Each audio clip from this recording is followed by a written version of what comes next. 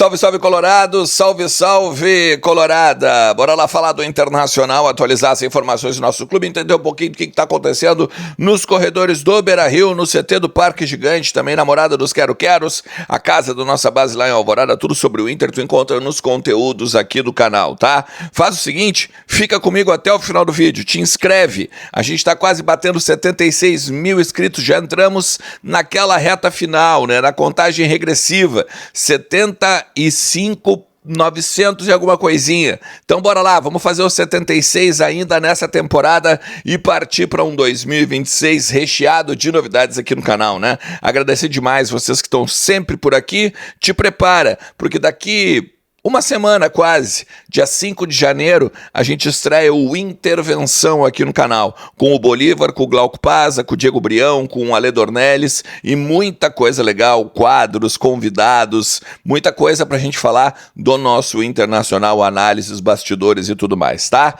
Não te esquece que o Clube do Ernest tá por aí, né? Hoje tem sorteio, hoje é sábado, então tem sorteio do Clube do Ernest, toda terça, quinta e sábado, um sorteio e alguma coisa legal aqui de algum dos parceiros que eu tenho no canal, beleza? Te inscreve e vem fazer parte dessa turma.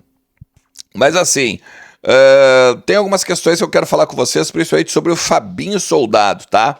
O Inter, nas últimas, basicamente, 48 horas, trabalhou muito para tentar fechar o executivo e não só fechar, poder anunciar. Existe uma questão burocrática envolvendo o Fabinho, e aí aqui me sopraram meio por cima que é uma treta que ele tem com o Corinthians em termos de grana, em termos de recebimento, que por isso ele não vai ser anunciado agora. Está fechado, ele meio que fez uma carta de intenção, enfim, para trabalhar no Internacional, e ele vai ser anunciado na primeira semana de janeiro, ali antes do dia 3, quando o Inter retorna, então, com o grupo principal, né? Falamos sobre isso já aqui, agora, hoje, sábado, já tem um grupo treinando, fazendo pré-temporada, em que o Pablo Fernandes, junto com a Comissão Técnica Permanente, vai guiar esse grupo, né, para o Campeonato Gaúcho, as 3 primeiras rodadas do Campeonato Gaúcho, provavelmente na quarta aí o grupo principal já pega, porque na quinta tem Grenal, e aí me parece que não vão jogar um Grenal com reservas, tá?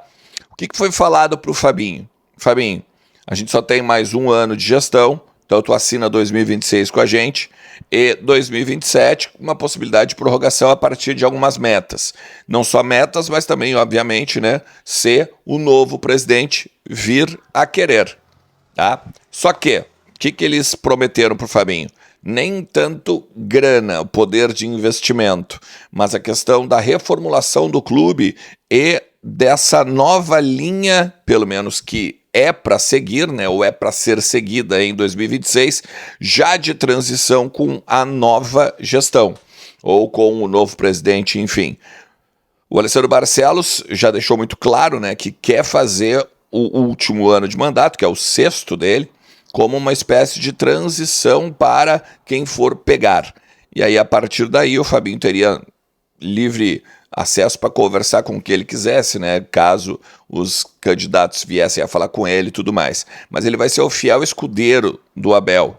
Ele vai estar ao lado do Abel o tempo todo, não só com a questão de indicação de jogadores, mas com metodologia que vai ser implantada no CT, algumas novidades que possam vir a ser trazidas também para o Parque Gigante, enfim.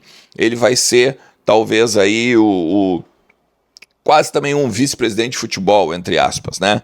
Se cogitou a possibilidade do Felipe Dallegrave, né, que é o diretor jurídico, assumir, mas, obviamente, né, acharam melhor pegar quem tem entendimento de mercado, quem já foi, inclusive, da bola também, como o Corinthians, né? Tem uma galera botando aí nas redes o número de jogadores, né, que o Soldado colocou no Corinthians, jogadores interessantes ao longo aí da sua trajetória de 2 anos na frente do Timão. A questão política, né? Deixaram claro para ele que todo mundo sabe, e ele tem que saber também, de que é um ano de eleição. E que nesse ano de eleição vai surgir muita coisa. E que só vai, não só a questão envolvendo o novo presidente, mas também as modificações que de repente possam vir a ser feitas no departamento de futebol ou no clube como um todo. Então, assim, ele sai de uma bomba que era ali o Corinthians, que muitas bolas nas costas, pelo que deu para saber aí pela imprensa, ele recebeu, e pega o Internacional sabendo já, né, de onde é que tá pisando e tudo mais, beleza? Na novela Fernando e Luiz Gustavo, eu quero falar para vocês o seguinte, tá? Tô conversando com muita gente perguntando se há a possibilidade de ter os dois. Eu faria os dois por produtividade, não tenho dúvida que eu pegaria os dois, tá? E não estou dizendo em termos de metade de um tempo para um, metade do tempo para outro. O Inter vai ter menos de 60 jogos na temporada, gente. Dá tranquilamente para apostar nesses dois com produtividade, claro, tá? Para 2026. E se vocês olharem, tá? Vamos pegar aqui. Campeonato Gaúcho são 11 jogos. 3 não vai ser o time profissional, né? O time principal. Então já são 8. Mais 38 rodadas do Campeonato Gaúcho. Do Campeonato Brasileiro, perdão. São 46 jogos.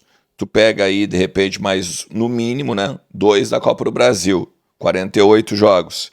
A Sul-Sudeste, não sei se o Inter vai jogar, mas, cara, vai bater aí tranquilamente entre 50 e 60 jogos na temporada. Não passa disso. Então, dá para apostar no Fernando, dá para apostar no Luiz Gustavo. A grande questão está na produtividade. Se vai pegar um contrato de metas e tudo mais, eu sou totalmente a favor. Mas se não, se for para ganhar um salário exorbitante, daí eu acho que fica bem complicado. O que todo mundo fala é que é um ou outro, que não é possível ter os dois.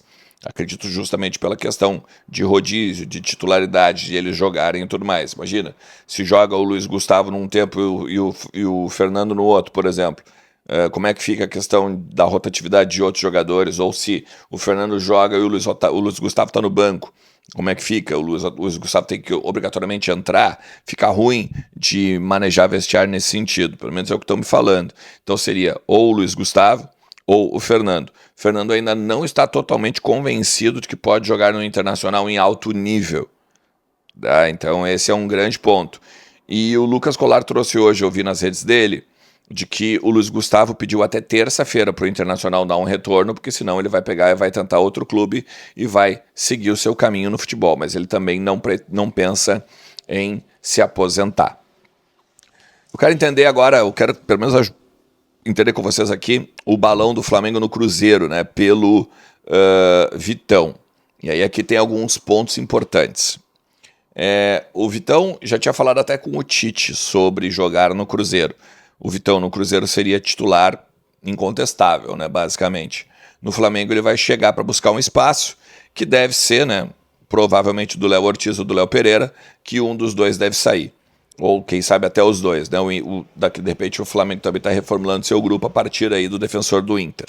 Mas no Cruzeiro era um valor de 6 milhões de euros, que o Inter pega o mesmo, 5 milhões agora, 5 milhões e meio agora, e mais 500 mil de metas, e aí acredito que são o número de jogos, possibilidade de seleção e tudo mais, então fica igual, só que o Cruzeiro tinha o Japa e o João Marcelo para negociar, e o Internacional com o Flamengo só tinha o perdão da dívida do Thiago Maia, né? Ficou 4 milhões e 700 mil euros. Num total da operação daria quase 11 milhões de euros o Vitão para o Flamengo. Se vocês olharem, tu pode me dizer, mas a gente não precisava pagar o Thiago Maia agora. Dava para pagar só o atrasado e pagar lá na frente. O Inter, ele tem dificuldades enormes de arcar com os valores. Já tem dificuldades para achar jogador, para contratar jogador. Para que ele vai ter essa... Eu estou pegando a linha de raciocínio que me falaram, tá? Não é o pensamento meu. Para que o Inter vai pegar e vai continuar com contas a pagar futura, ou daqui a pouco não consegue pagar e vai ter que continuar com a questão da dívida, o Flamengo e todos os influencers flamenguistas batendo direto no Inter, para que o Inter ia manter essa dívida? Então esse foi o primeiro pensamento. O segundo pensamento Thiago Maia ainda tem mercado, então querendo ou não, o Inter não paga nada por esse jogador e ainda lucra. Lá na frente, se for vender para o Santos ou para qualquer outro clube, o Inter pega um valor aí considerável pelo Thiago Maia. Na questão do Japa ou do João Marcelo, não só a questão de negociar salário, contratos e tudo mais, teria também a questão envolvendo comissões. Tu teria que dar uma comissão para o empresário do Japa, tu teria que dar uma comissão para o empresário do João Marcelo, porque eles entrariam no negócio, eles fariam os contratos, eles entrariam todo na jogada. Ou seja, tem a dificuldade de pagar uma comissão na questão dos dois jogadores, mais a manutenção da dívida do Thiago Maia, mais a questão ainda envolvendo, né, a necessidade de ter de pagar. Então, no quesito total, o Inter achou melhor fazer com o Flamengo, justamente para não ter a questão dos jogadores, não ter a questão das duas comissões e até mesmo essa questão do Thiago Maia, como eu já disse, tá? Basicamente, essa foi a operação que o Internacional fez e o Flamengo aproveitou e deu esse balãozinho no Cruzeiro, beleza? Se tu chegou até aqui, te agradeço demais, tá? Não te esquece de deixar o like, de compartilhar o conteúdo, não te esquece também de te inscrever no canal e ativar a notificação, que é o sininho do lado do inscrever-se ali. Sempre tem muito para falar do nosso Colorado por aqui. O que tu faria com o Fernando, com o Luiz Gustavo? O que tu teria negociado com o Cruzeiro? O que tu acha? Enfim, bota nos comentários. Vamos trocando uma ideia ao longo de todo esse sabadão. Forte abraço. Tchau.